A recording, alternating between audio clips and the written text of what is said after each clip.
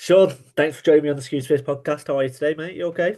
I'm good, thank you, Nick. Yeah, yeah. How are you? All I'm good? all right. Well, look, to give the audience a bit of a peek behind the curtain there, I couldn't press record quick enough because as soon as me and Sean jumped on the call today, we were just like kind of We were delving straight rattling. into the topic and just having a natter about it. Um, and where we kind of got up to, and just as a very quick high level overview, obviously today we'll be discussing all about exposing snake oil in cybersecurity sales. And where me and Sean got to was just how we're all products of our own environment and how Sean, whilst he's in a technical role, I think these days everybody has to sell something, don't they, Sean? So just to kind of pick up on what we were discussing off camera, you were sort of saying that not every salesperson is the devil and that you've No, learned actually quite a lot from some salespeople. Is that correct? yeah, yeah, certainly. I mean, do you want me to, I can give a quick intro if you like, and then we can I go feel into it. like we're past it, but go on, Sean. Give a Well, very quick I'll intro. just say, I'm Sean Tickle, the Cyber Services Director and CISO for Littlefish, which is an MSP/MSSP. So I've been with them a couple of years now, 2.5, 3 years. Specialise in managed security services, UK based, all of that sort of lovely stuff. Now we get to the fun bit.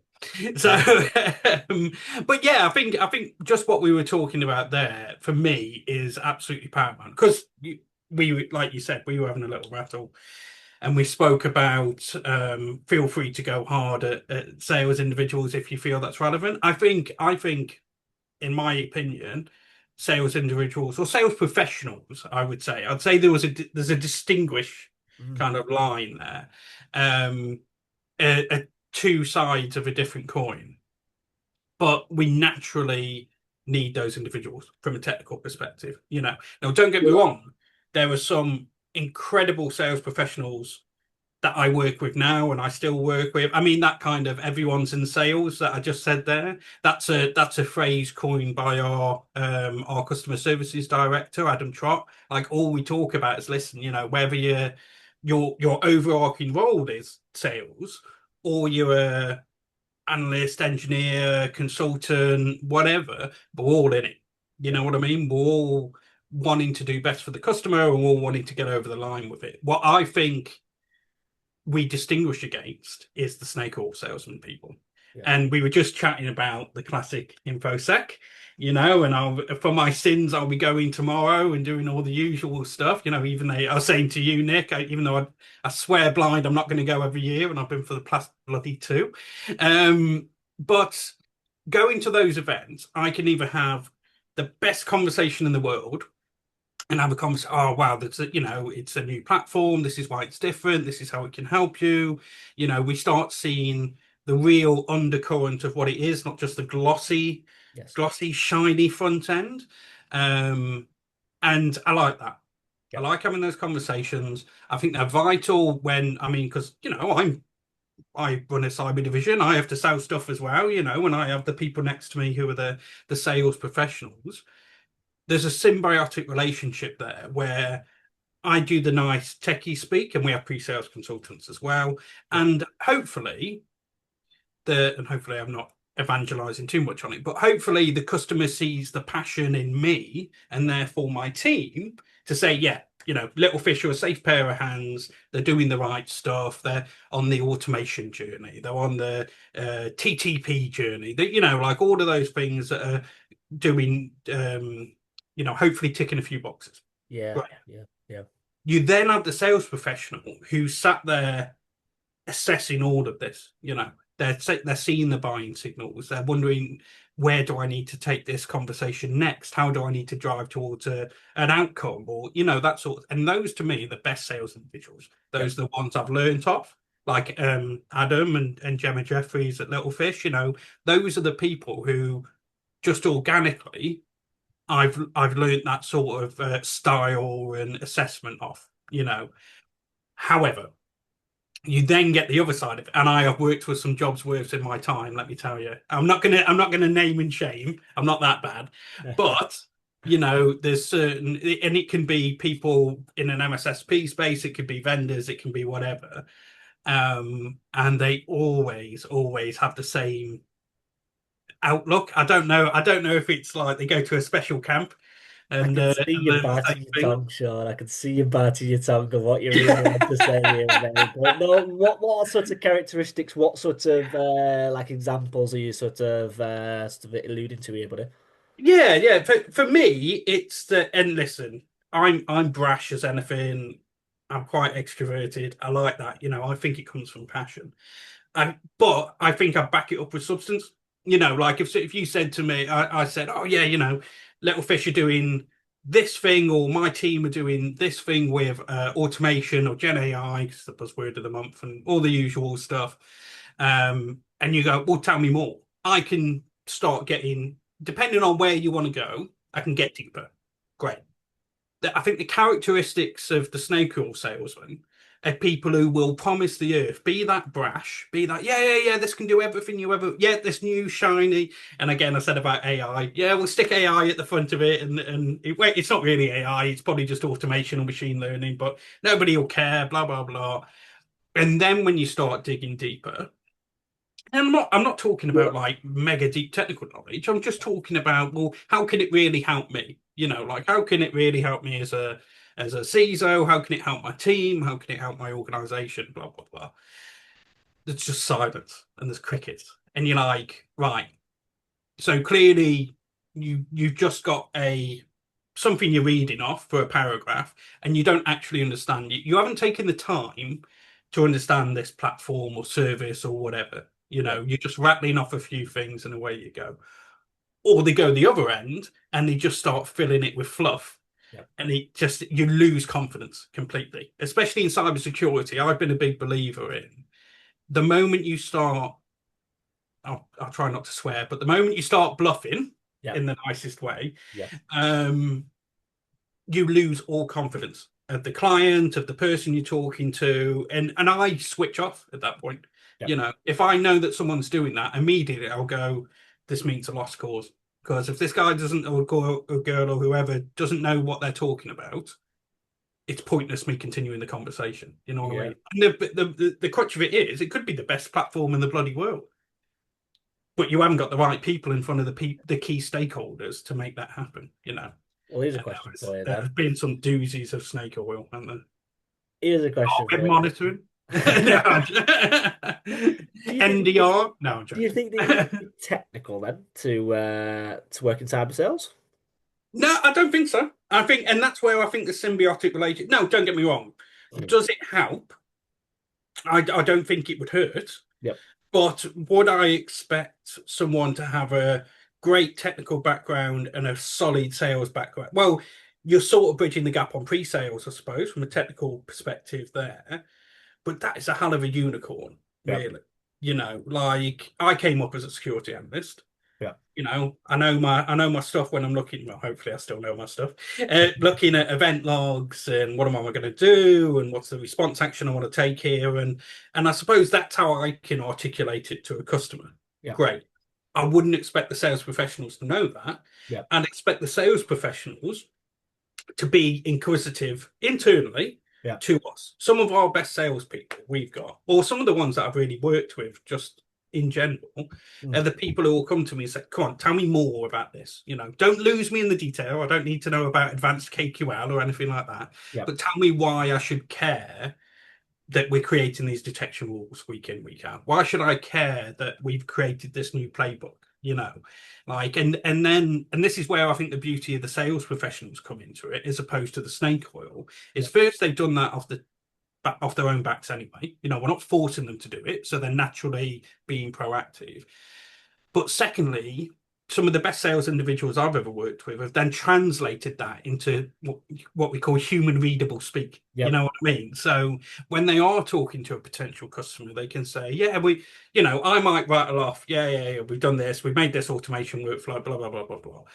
Then the salesperson might turn that into a bit more of a streamlined flow, even if it doesn't have to be loads, just Yep. that one liner, just that quick sentence, just to make sure the other stakeholders in the room Yep. also get it. And I think that rift off, that combination you have, Yep. that's a sales professional to me. Yep. Snake oil salesman is, like I said, that proper bluff.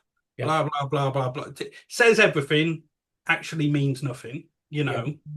and they don't do that. They either keep talking and just oversell or overpromise, or this is the silver bullet, it's going to solve all your problems, which is total rubbish in cyber. We all know that. Like InfoSec is not built that way. Yeah. Yeah. Or they sit in the corner and do nothing for the entirety of the meeting, and you're like, right, you can't have it both, like you've got to meet in the middle and be. And I think that inquisitive, psychological. I think there's a big. I Yeah. don't think Yeah. it need to be overly technical, but I think the psychological element of sales can't be understated. Yeah. It's a very human experience, that Yeah. sales piece. Yeah.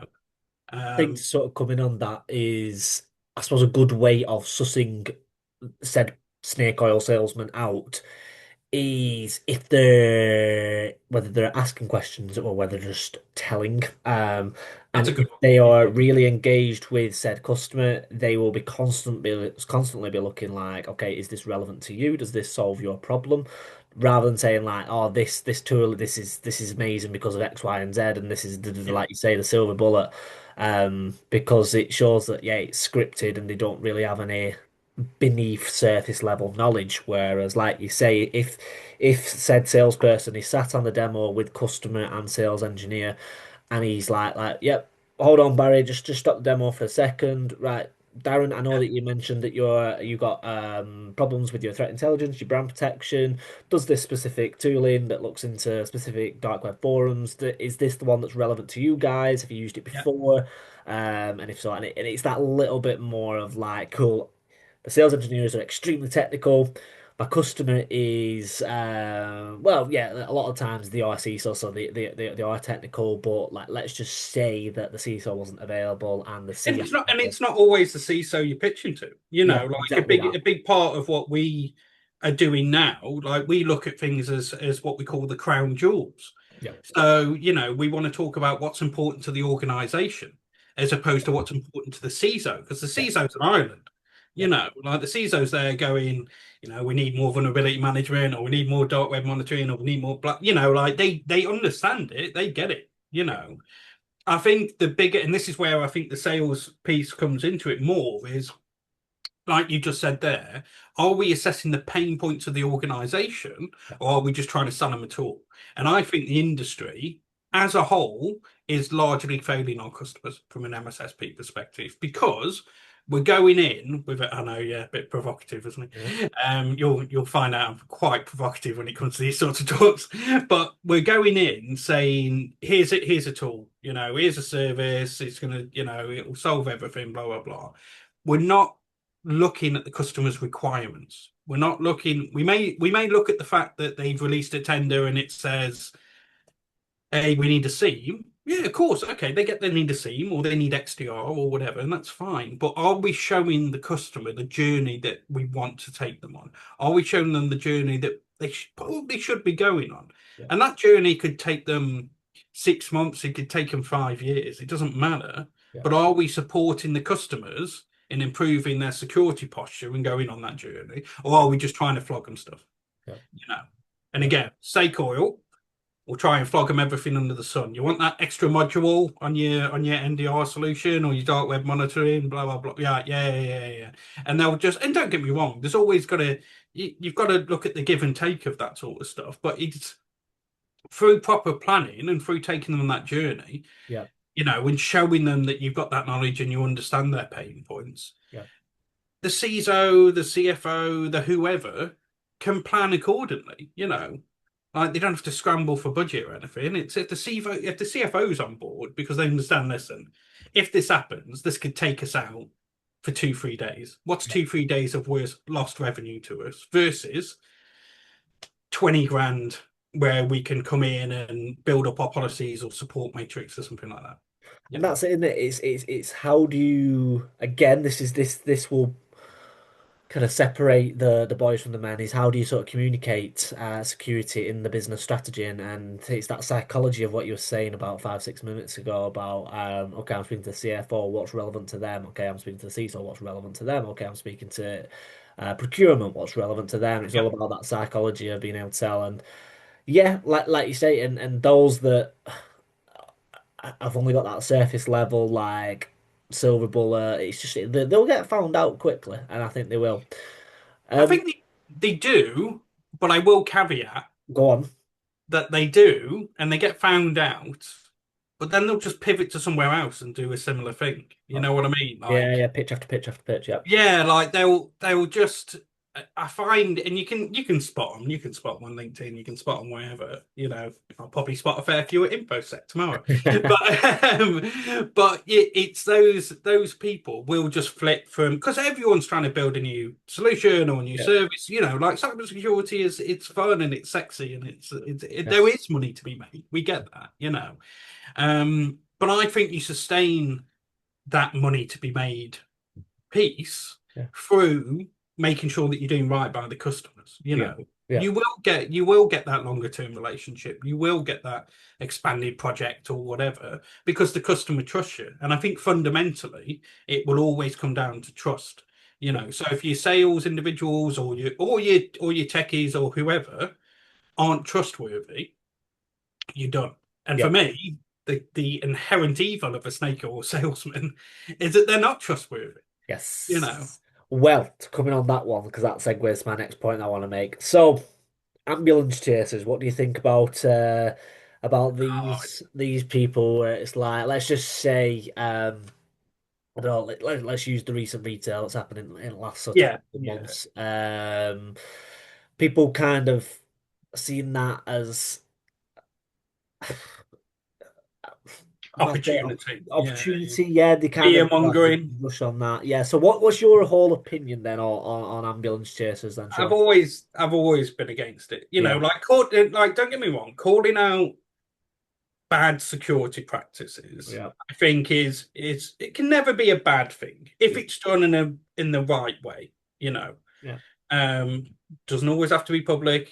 You can email organizations directly and all the rest of it. You know, Yeah. that's not a bad thing.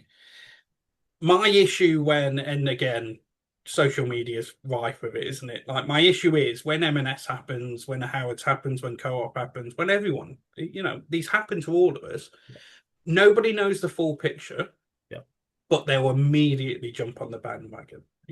This is why you need X and Y, or it's never good enough, and oh wow, they must be sweating. Oh yeah, you should use, and again, I won't name names, so you should use this vendor instead, and Yeah. blah blah blah. When in actual fact, when it's still developing, it's still unfolding, and all the rest of it. But there's different facets, there's different lenses for us to look through it.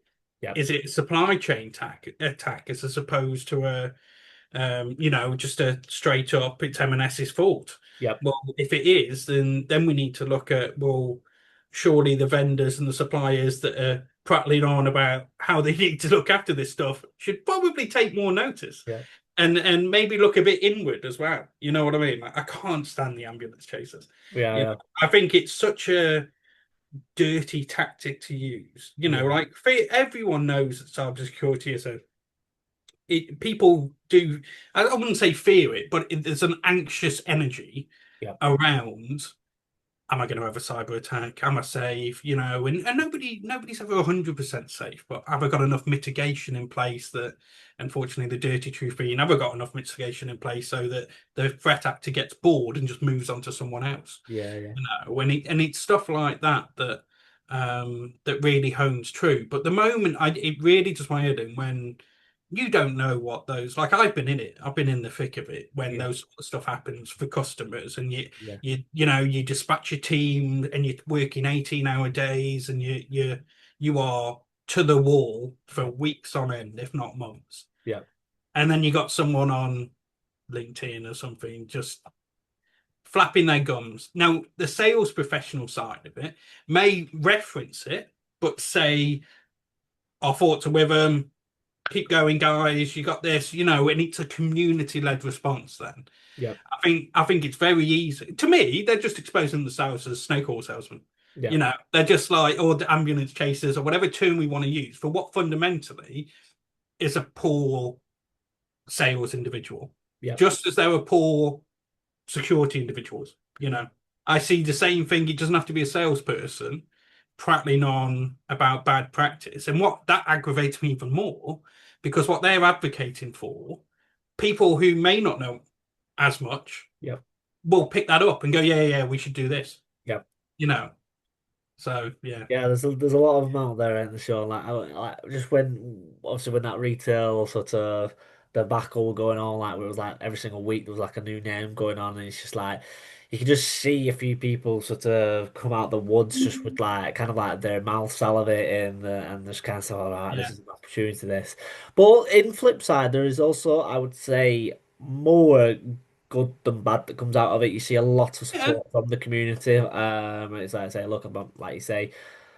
They'll be going through the thick of it right now. Thoughts are with them and this and that. And like you say, I would say 70% of the industry, what I see the response is good, which is a good sign. But like you say, there is still that negative aspect to it. So I suppose, do you think there still is a place for kind of fear selling? I mean like sort of fear, uncertainty, doubt, FUD selling, in the sense of like, yeah, you still have to. It's because are Yeah. we contradicting ourselves here, Sean, by saying that like because some salespeople need to educate the risk, and it's like if you don't do X, Y, I and think Z. there's a risk. There's a difference between risk and fear, though. You know what Okay, I mean? And yeah, I think you could naturally lead to. And I think you bang on. So I didn't let you finish, but I presume I know where you're going. that's right. But Yeah. I think you bang on in the establishing the risk to a customer because they may not understand the risk Mm, is a completely different story. I think as security professionals, sales professionals, whatever, as long as we're in the industry, we should be doing that. yeah. 100%. You know, like, but I think there's a the fear side of it is, well, if you don't get this, you're going to get ransomware. Yes. Yes. That's not how that works, and you know that's not true. You know, Yeah. like, Yeah. but understanding, listen, if you don't put the CDR solution in place, if you don't feed and water it, if you don't have the monitoring and detection and response capability, you are more at risk. Yeah. Different story.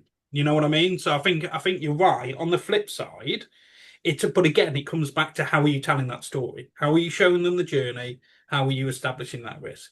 You Mm, know, because and this is the crown jewels analysis we do for customers and all the rest of it. Risk is a big part of it. yeah. Oh, but what I find most interesting about those sessions is we're not using fear. We're not saying, you know, well, you're going to get a user account compromise, all your stuff's going to get stolen if you don't put a conditional access policy in place. Yep. That's not Yep. what it is. What it does establish, though, because you're going through those, what is the most important thing to you, Mr. CFO, Mrs. CFO? What's the most important thing to you, CTO, CPO, CRO, whoever? Yep. You get different answers for each one. Yes. And that's where the real value of the risk establishing comes into it. Because then you start, well, what's more of a risk and more of a sensitivity to the CFO compared to the CTO? Mhm. Well, what do we need to do to marry that up? And again, I think that comes back to then what I call like relational mapping. Okay. So you'll do, and again, you'll do that with and this is where I think the sales individual's time would really shine because they would probably know the service portfolio better than anyone, you Hmm. know? And for them, they hear the anxiety and they hear the what keeps me up at night from the CFO, the CTO, whoever, Yep. and then they start in their brain and eventually, hopefully, on paper, mapping what we feel that's the requirement for the CFO, that's the requirement for the CTO. What can we do in our sphere of service portfolios, projects, whatever, to lower that anxiety, to Yep. lower the risk to a more tolerable level, you know, Yep. and hopefully mitigate. You know, 9 times out of 10, you're never going to fully eliminate, are you? You know, hopefully you can, and that's great. Mm-hmm. 9 times out of 10, though, it's all about mitigation. Yeah. So, so for me, fear mongering is, it's the worst when they do it to people who are non-technical because Mm, it's like they're trying to get over on them, you know, mm. like trying to get one over on them. Where you'll go, well, you know, oh, these retail companies have got hit. You know, you're going to really struggle with that. You should get this right now. You should, and they're time sensitive. It's kind of like what ransomware groups do, Yeah, yeah, yeah, where they go, right, well, you know, you need to do this, you need to do this. You've got 24 hours, do it. yeah, You yeah. know, whereas I think risk and articulating risk, different story. You Yep. know, you're there. you're the trusted advisor in that scenario, where you Mm. can say to them, listen, Rome wasn't built in a day, but you've got priorities. Mm. And these are your priorities, and these are less so, and these will gradually move on. Yep. And I mean, my opinion would be some of the best sales individuals I've ever worked with. You know, when we were talking about those snappy little one-liners when the techie's done Yep. their evangelizing and oh look how great this is. Yep. Snappy one-liners are what really complement that kind of relational mapping Yep. and attributing risk. You know, Yeah. But that's because that's how we sort of sometimes it can be like analogies, can't it? Just to make it sort of understand, put it in your war words. stories. You know, Yeah, like exactly that. when you've been through it as well. It's case studies, it's emotional intelligence that kind of like through yeah, you can kind of see the wood through the trees when it's like, look, this is what it actually means as a human to a human, because that's Yes. sort of like the subtle art of sales, and that's where I sort of think AI will never fully take over the world because you need to look into the whites of someone's eyes when you are sort of doing a sale, and just kind of it links back to what you were saying a few minutes ago. Trust is a big part of Yeah. every single sale. Um, so I suppose that segues pretty much to one of my latter questions is, and it is centralized around sort of bullshit buzzword bingo in the sense of a lot of words are thrown out in pitches, AI, zero trust, zero day, Yeah. quantum. I'm not saying that there isn't validity to every single one of them Yeah. words, Yeah. Of but course. context is key, isn't it, Sean? Yeah. So what's your thoughts on sales teams, marketing teams throwing out these words without actually a substance behind it, where it's like, oh, it's an AI-powered solution. How? Oh, it's Yeah. automated. Well, Right. that's not AI, is it? Okay. Yeah, like, and that's it. I think you've hit the nail on the head where it comes to the sales and the marketing teams working hand in hand with the people who are actually creating and running these services. You know, and you think that's table stakes. Yeah, well, of course they're doing that. You'd be surprised when they're not. Like a marketing team will release an article saying, "Oh yeah, we're doing this, or it can do that," and you're like, no, it can't. What are you doing? You know, I've worked in organizations like that before where you've had to take a step back and say, guys, do not say that sort of stuff. If anything, you're putting us at a disadvantage because Yep. now we look like we don't know what we're talking about.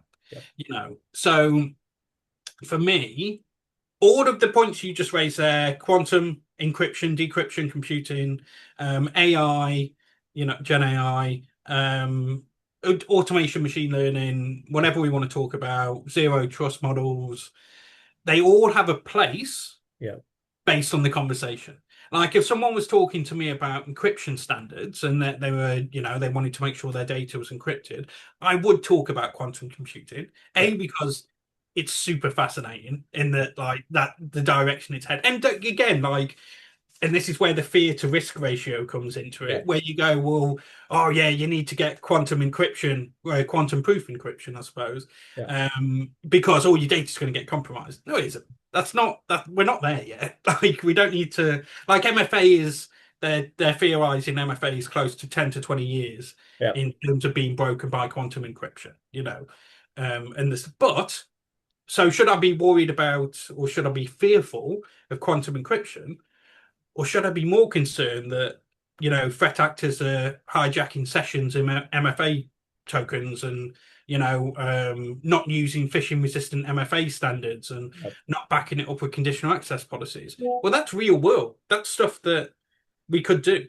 Yep. You know, I don't need to worry as much about quantum. So don't like you don't have to throw it into every sales. Bloody hell. I mean, you must see it as well. Gen AI I'm sick of talking about it, you know, but I'm sick of talking about it in things like, oh, we've got this, we've got this like legal platform. It's got AI in. Yeah.